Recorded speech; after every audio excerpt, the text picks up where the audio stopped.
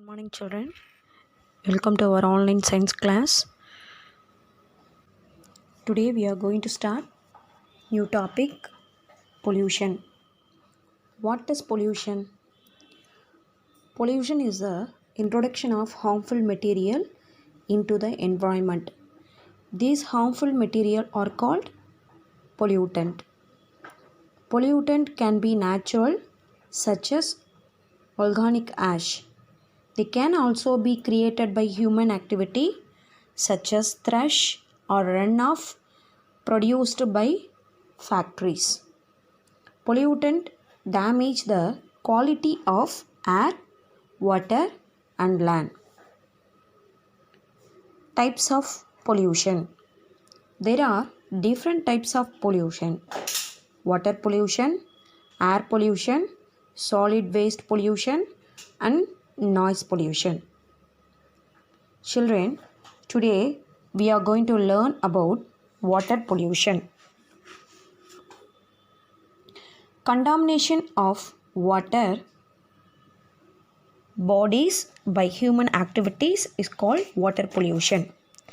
Our water resources is like pond, lake, river, canal, and well are polluted by sanitary water, industrial waste, insecticides, fertilizers, sewages, synthetic detergent, chemical fertilizer, oil, heavy metals, and radioactivity waste.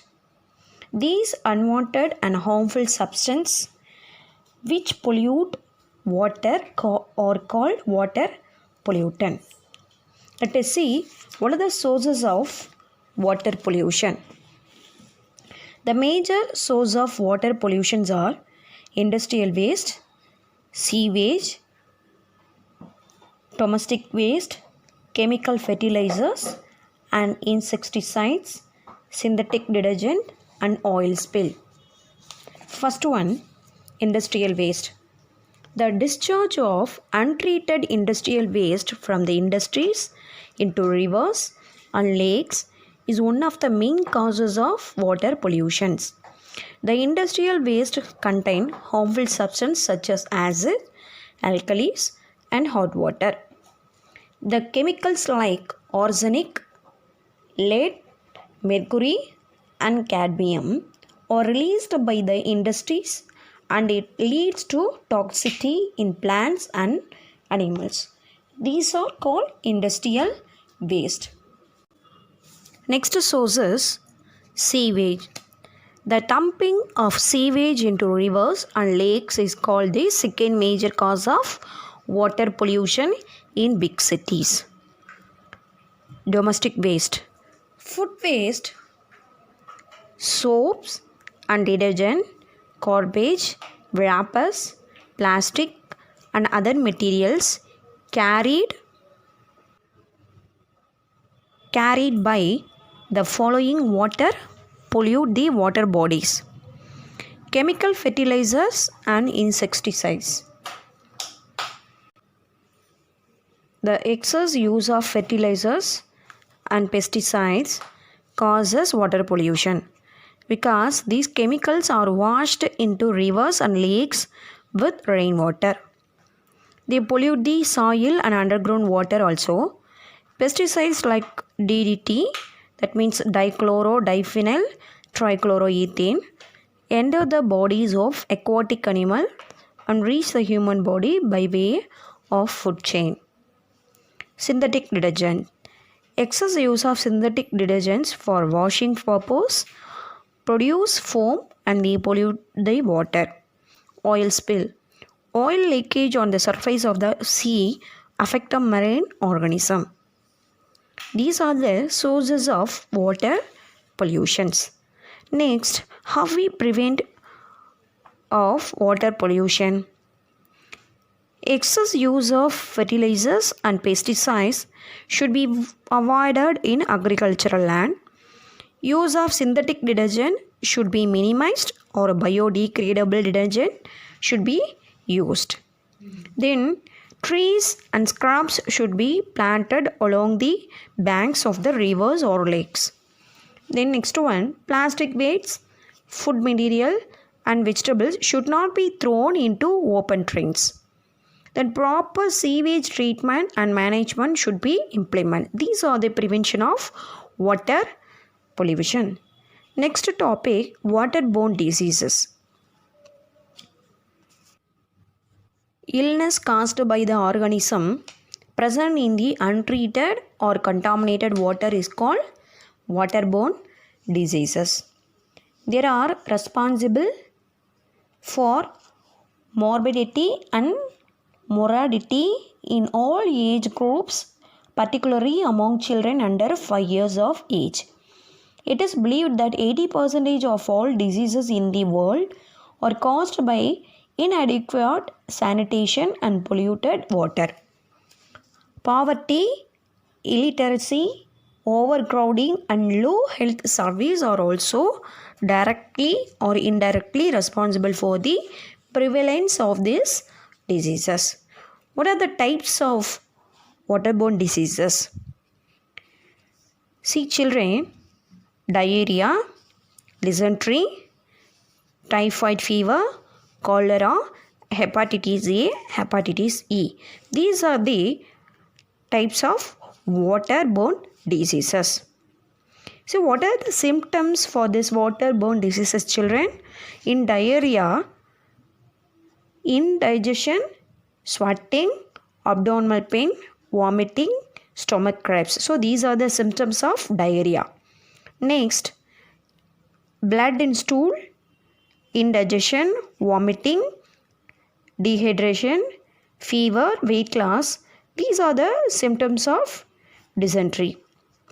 Then typhoid fever, high fever, headache, stomach pain, muscles weakness, weight loss. These are the symptoms of typhoid fever. Then severe diarrhea, vomiting, dehydration is the symptoms of cholera.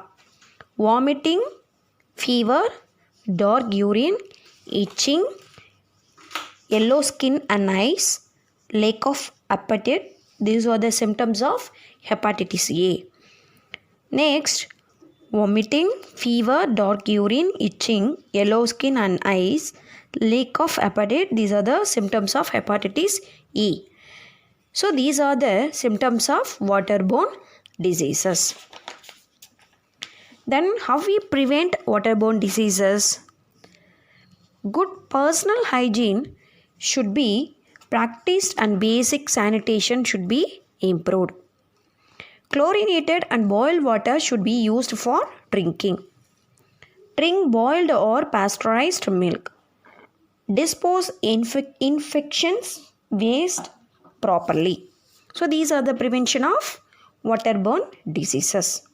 Children, will see some other diseases. Apart from the waterborne diseases mentioned above, there are many other diseases which are spread by vectors which breed in stagnant water in our surroundings. For example, Aedes mosquito breeds in stagnant water and it causes dengue fever. Similarly, pigs feed in the stagnant sewage water.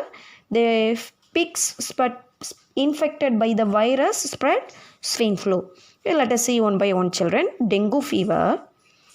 Dengue is a viral disease spread by Aedes female mosquitoes that bite during the daytime. They breed in clean stagnant water found in containers and old tires. What are the symptoms for dengue fever? Severe headache, high fever, muscles and joint pain, and characteristic skin rash. Then this dengue fever typically begins 3 to 14 days after infection. Then intense stomach pain, then regular vomiting with blood. So these are the symptoms of dengue fever. How we prevent dengue fever? What are the prevention? Spray the house with anti-mosquito spray. Try to wear clothes that cover skin areas. Close the doors and windows during early morning and evening. Do not leave stagnant water anywhere in and around their house. These are the prevention of dengue fever. Then treatment. Dengue is caused by a virus and so there is no specific treatment or cure. A high fever and vomiting can dehydrate the body, so the person should drink clean water.